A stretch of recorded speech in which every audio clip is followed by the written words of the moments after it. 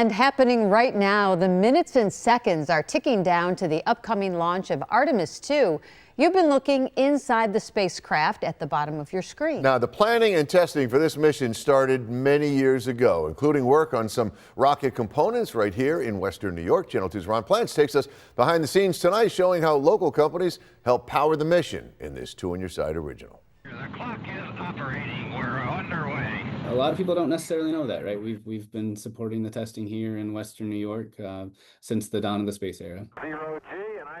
Even going back to the 1950s and then the 60s, when humans first went into space, massive wind tunnels like these, now powered by shock energy at Kubrick, the Calspan UB Research Center just off Genesee Street in Cheektowaga, have been used to test spacecraft with precision metal models like this one of the space shuttle, and including this 9-foot scale model of the SLS, or Space Launch System rocket vehicle for the Artemis mission that Kubrick used to check airflow and rocket engine heat levels for NASA for several years, starting back in 2013. We were firing rocket motors at 3,000 psi and 4,000 degrees Fahrenheit to simulate the rocket motors, and that just very intense conditions, and make sure that the data coming off there is calibrated data so that NASA can use that directly to update their designs. It's an awesome responsibility that we all have. It's a huge team, right? And we have one tiny aspect of the whole thing. We're confident in the testing we did. Boosters in ignition.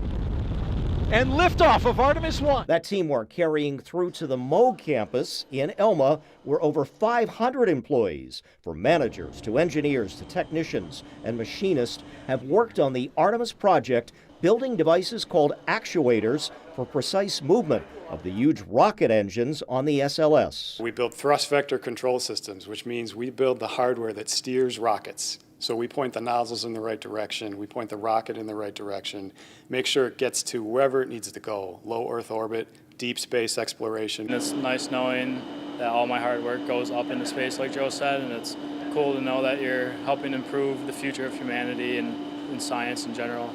And with these launches, Taylor Devices of North Tonawanda, best known for its seismic damper shock absorber devices to help cushion structures in earthquakes and high winds, developed that technology to precisely pull the launch pad umbilical cords away from the ascending rocket, as we heard from NASA managers who visited that company in 2023. Those dampening systems help absorb the energy from that impact.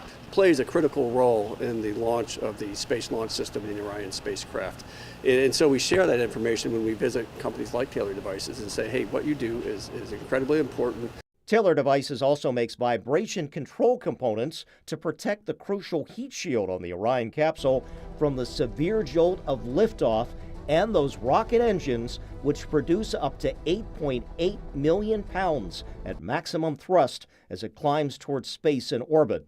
That shield needed to withstand up to 5,000 degrees in heat and make sure the astronauts survive that blazing re-entry plunge through Earth's atmosphere. These devices that Taylor Devices produce for us, it's mounted between the OJAT panel and the crew module to make sure that it actually doesn't come in contact with the crew module and damage those very fragile tiles. Yeah, in the old days of Apollo, once the bird left the pad, we could all breathe a sigh of relief. Now we have to worry about the entire mission. There's a lot of stress and time put into ensuring our designs are going to succeed. Coming out of University of Buffalo, I never dreamed I was going to be able to be part of the space program. And now 35 years later, I'm very, very proud to see us still in it. On your side, Ron Plants, Channel 2 News. Now, actually, Moog has 6 company representatives on hand right now, invited to watch that launch coming up momentarily at KSC. Taylor Devices has some people down there, too, along with many other space fans from Western New York. At 11 o'clock, we're going to show you more local corporate commitment for this return mission around the moon. On your side, Ron Plants again, Channel 2 News. Guys. Very interesting. Ron, thank you for that.